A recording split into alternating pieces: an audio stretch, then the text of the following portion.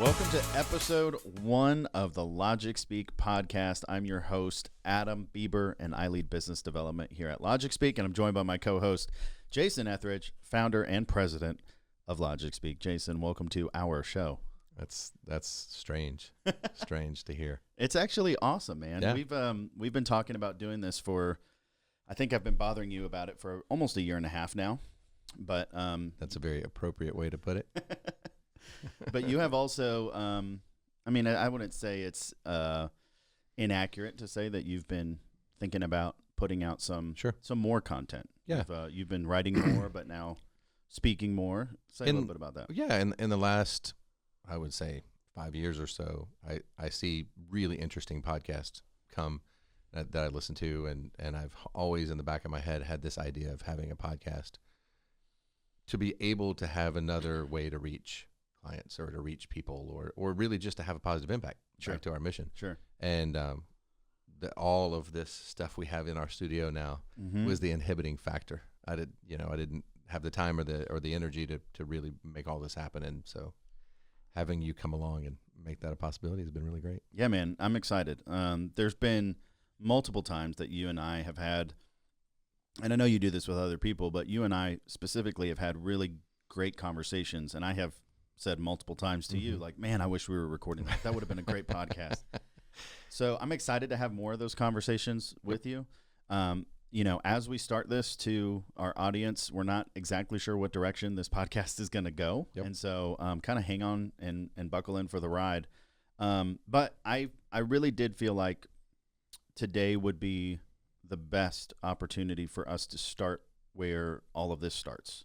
And just to talk a little bit with a few minutes, these podcasts aren't going to be super long, but just for a few minutes, let's talk about our mission here at Logic Speak, which is to use our abilities and technology to have a positive impact on the lives of our clients, employees, and community. And that, A+, you pass. Yes. And that mission connects to you on a very deep and personal level. So let's talk about the why behind the mission. So to set the stage, the mission actually came from when I bought out my business partner. One day I'll share it maybe with our listeners, our original mission statement. Yeah. Which was, I think the word now is cringy. Is that what the kids say? It's cringe. So cringe. Oh, goodness. I mean, it's literally like business, like word soup, where you just try to get everything that you think somebody should say about a mission in there. It's probably what ChatGPT would put out today if you had it back then. Correct. Although I think ChatGPT would have done a better job. Okay. Yeah, in fairness. But so, we had to check that box, on the business plan that we had a mission statement. And so when I bought out Jared, my business partner, shout out to Jared Key, I was listening to Andy Stanley's leadership podcast at the time. Yeah. And he did an episode about, kind of one sentence mission statements and how clarifying those can be. Sure. Kind of as the bullseye on the wall. Yeah. And so I said about, if you're going to buy this thing and make it different than it was before, or not better or worse, right? But different, what would that be? Yeah. And so I felt like a one sentence mission statement would be the place to start. Sure. So that's kind of how I got there. Yeah. And then the process of boiling down or, kind of like reducing a sauce, right? Like trying to get down to the essence of what it should be starts with sentences and words and paragraphs and then you just have to keep eliminating and keep refining and keep massaging. And so that's how we got to where we are today. And what I finally realized as the clarifying thought was, what if Logic Speak's mission was really an outpouring or a reflection of my own personal mission? Sure. That's really kind of what became the impetus of getting to where it is today. So, I guess to let everyone in on that, my personal mission is that I think God put me on the planet to serve other people. That's it, full stop. Yeah. It's a little bit easier on the personal side. Yeah.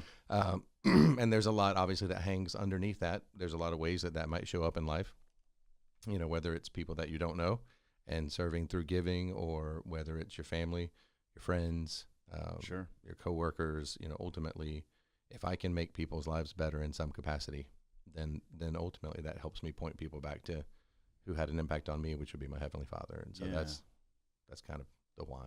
Man, I love that. Where do you think that conviction came from? Like, was there a moment in your life or an experience that you had that you were like, this is it. This is what I'm destined for? So we have to go all the way back. I remember when in a season, so there wasn't just one moment, though I do remember a specific moment. There was a season where whatever was happening in our church world, we were like super there all the time. Yeah. Right. Yeah. You know, like setting up, tearing down, you know, moving all things around. I mean, I think if it's the church that I remember, we didn't actually have a building yet. We were meeting at a school. Yeah. The full blown setup and takedown. I've done every single Sunday. Yeah. And, you know, obviously that's hard work. Yeah. So there has to be a reason why people get up early and do it and stay late and, you know, all the things. And I just remember thinking that it felt good, even though it was hard. Yeah. Right. And it was worth doing because of the outcome or the objective. And so to essentially tie in my hard work with an objective that was higher or better than me. And it, you know, I certainly didn't say it that way when I was in high school, you know, I mean, like, you know, it certainly wasn't as mature a thought as it is now, but I think that's, to your point, that's kind of where it began. Yeah. Was just to get to be part of something bigger than myself. Sure. And to serve and to see what the results were from pouring out yourself for other people. Yeah.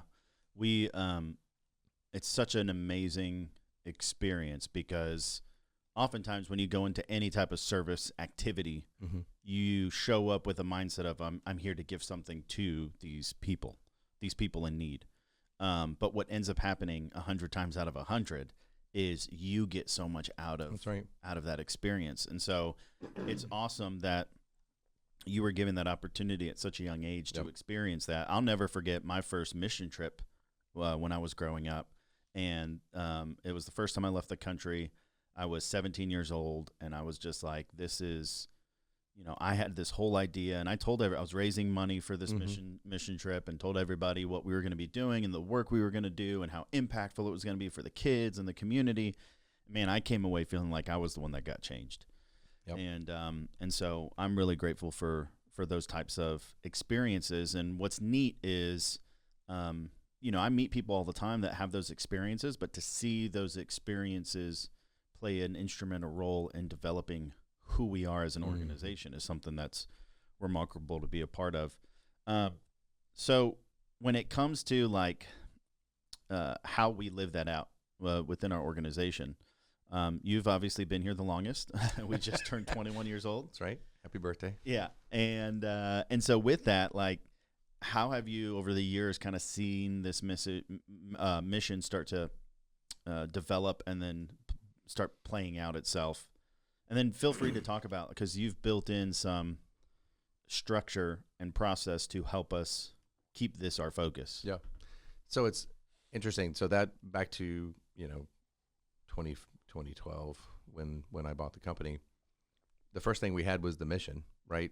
And so it was immature in that we didn't have anything to point people toward that mission other than to roll it out and talk about it a lot, right? Yeah. So that's what we did. We talked about it a lot.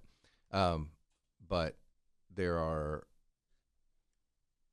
you can't just talk about something and expect it to happen. You have to actually change your behaviors. You have to change what, make sure that what you value aligns with your mission. And so it took us several years actually to spend the time to create our core values. So I think really it's kind of hierarchical. Your mission is kind of what you're aiming toward, but the core values are the things that are who you are, that help you get to that place, right? Mm-hmm. And so we had to sit down with our business coach, John Ott, and work through what made us uniquely us. What were the heroes and the villains of our story? Sure. That I love this illustration. That a core value is something like when someone violates a core value of yours, whether it's personal in life or business, that it feels like if you had a kid that was a young kid and he was on a playground and some bigger, older bully kid like literally just threw sand in your kid's face. Oh, yeah. Like, how would you feel about that? And so that's how you've hit on a core value, is that when it gets touched, butted up against you or bumped, that's a nerve. That's what it feels like. Yeah. And so that was another piece of the puzzle. Wow.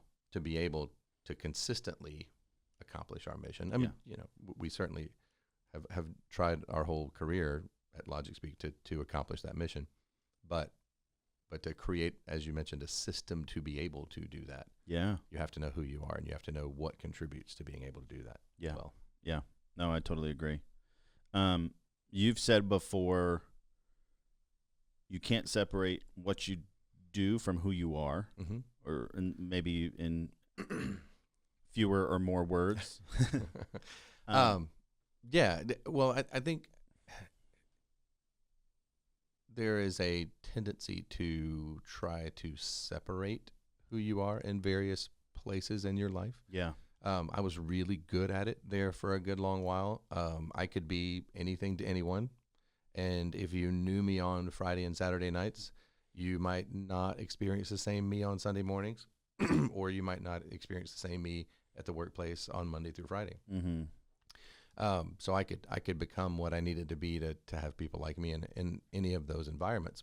But I think what I lost in there was that it was never authentically me. Yeah. And so to your question, bringing your authentic self, bringing who you are to your company. Yeah. This idea that there's company and then there's personal. We're all people showing up every day, trying to live our lives and intersect with each other and do the best that we can. And, showing up with our whole selves is really, really important. So we back to your point, that's one of those things that's not been obvious my whole 21 years, but that we're really focused on now. Yeah. Is helping people to become better versions of themselves. Yeah. Yeah, totally. Let's talk about culture just for a minute, because a lot of, it's kind of a buzzword. Mm-hmm. It's also a passion of mine. And building culture, establishing culture, these are all fun things to say and talk about. Mm-hmm. But I think a lot of times people get stuck because they don't see the connection between, like, we need to know who we are, what our values are, have those core values, have a mission for our organization, and from there, behaviors follow that actually represent the culture of the organization, or at least the culture that you want. Talk a little bit about just how the culture has evolved as you've gotten more crystal clear on our vision and mission and the values that we live here each and every day. Yeah, so culture is a very elusive thing. Yeah. You can't, poke it and touch it and see it. And one of the challenges of trying to build a culture is that it's kind of like my weight. It's never staying the same. Going up or going down. But, culture is always moving. Yeah. It is never static. And so everything that you do is either helping you to build the culture that you want, or it's eroding the culture that you have. And, again, not realizing that means that you're letting your culture leak over time. And so it requires consistent care and feeding. Yeah. Totally. To do the thing, focus on the thing that's important, not necessarily the urgent. Because culture, building a great culture, deciding to build a great culture, none of those are ever going to stand up and scream. But not having a good culture is what creates the fires and the dumpster fires that we talk about a lot. Totally. Yeah. And they don't seem like culture problems. Yeah. But it's really important that if you get the culture right, you get the outcomes that you want. Yeah, and we've seen, I mean, I don't think it's it's not wrong to assume that probably majority of people that would listen to this, and then you and I for sure, have experienced what it feels like to have someone in the organization that doesn't align with that culture, and just how challenging that can be. It doesn't make people bad people necessarily. It just means that they might be not even on the wrong seat of the bus. They might be on the wrong bus. Absolutely. And that's a sobering reality to realize. And I don't want to dive too deep because that's another episode that we'll talk just specifically about personnel and kind of your philosophy and methodology for how we want to hire and find the right people for the culture here. But just maybe for a second, talk about that the flip side of that, how challenging that can be. Yeah, but it's in the EOS world, which I'm sure we'll talk about at some point. You know, it's you kind of call it the moldy orange. Yeah. You know, that if you have, you know, a whole bushel or a bag or whatever, you know, basket, let's say, of oranges, and you put a moldy orange in there, it's going to taint the rest of the oranges. Yep. Especially the ones that are closest to it. And the ones that are closest to it, absolutely. And, you know, how that shows up in a company that we struggled with for a really long time is in our desire to have a positive impact on people, we kept them too long, thinking that we were investing in them. Sure. Not that companies shouldn't invest in people. We should. Yeah. But when the orange starts to turn moldy, we have to help that orange to another bus. Wow, that's a mixed metaphor if you've ever seen one. But because if you, as a company, if you don't, then everyone else sees that person isn't carrying their weight. Yeah. And that starts to taint their experience. And if the company's not going to invest in, you know, helping me by having that person not be here, maybe I don't need to work too hard, or maybe I do need to go. High performers will leave. Oh yeah. Because of that. Oh yeah. And so that's, in terms of the negative side of that, how that's shown up for us is that we've learned that when you really are focused on your culture, when you're really focused on living out your core values, when there's something that doesn't fit, it stands out more. Yeah. And that's an opportunity to have a clarifying conversation. It's an opportunity to have incremental feedback before you have to make the decision. Yeah, I was going to say it really sets up really great guardrails for how we operate and how we treat each other internally and toward our customers and toward the community. When you have those, you've got a bullseye on the wall, and it makes it very clear if you're consistently not meeting the mark. So let's land the plane on this conversation in this first episode. Sure. If there's a business owner or a leader listening right now and they're trying to figure out how to connect the what it is that they do to the why that drives them personally, what's some next steps that somebody could take? Yeah. Oh, that's a great question. There's probably a million right answers. There's no, no one right answer, but I can kind of give you what I would suggest, and it's only based on my experience. The company will, as an owner or a founder, someone who's continuing to run the company will take your lead. The company will follow your path. That's good. Yeah. It's going to become a representation of you. Yep. So it is paramount that you know yourself, and in knowing yourself, you have to know what you want, and you have to know why you're here. Back to that kind of, let's say, primary aim, again, to use another term from E-Myth, a different book. But so it's really important that an owner figure out what they're here to do. Yeah. What is their purpose? Yep. And I don't mean what is their purpose at the company. What is your purpose in life? Yeah. And once you are crystal clear about your purpose in life, then the company can walk alongside you to help accomplish that. It's great. And it's when that is the most authentic and vulnerable, when that's the most true, is when the company has the opportunity to really thrive. Yeah. Because if the owner's life goal isn't aligned with the company, there'll be that tension throughout. So that's step number one. And then step number two is how does what are the strategic parts about the company that can help accomplish that primary aim, and how do you build? Yeah. How do you build? And that's a whole big conversation. Yeah, because then all of a sudden that leader or that founder has a sense of fulfillment in what they're doing. They're not lost in the sauce of service delivery or just doing the thing that they started the business to do. They can align their own wants, needs, and vision and dreams to what they do in an organization, and then it adds so much fuel to the fire. Yep. It's a very exciting thing to be around. I do think it's probably wise to call out that it's not an overnight snap of a finger change. And if you try to do too much too quickly, that can lead to burnout or just not being able to sustain whatever changes you're driving toward. But small incremental changes over long periods of time create profound impact. Yep. You and I both love Andy Stanley's leadership podcast. We can just talk about the principle of the path. Just get on the path. That's right. Heading in that direction. And I think you're going to see some pretty remarkable things happen in and around your organization. Well, Jason, thank you. This is awesome. This is fun. Thank you for taking the time to jump on our podcast together and have a conversation that I think is going to set the precedence for where we go forward.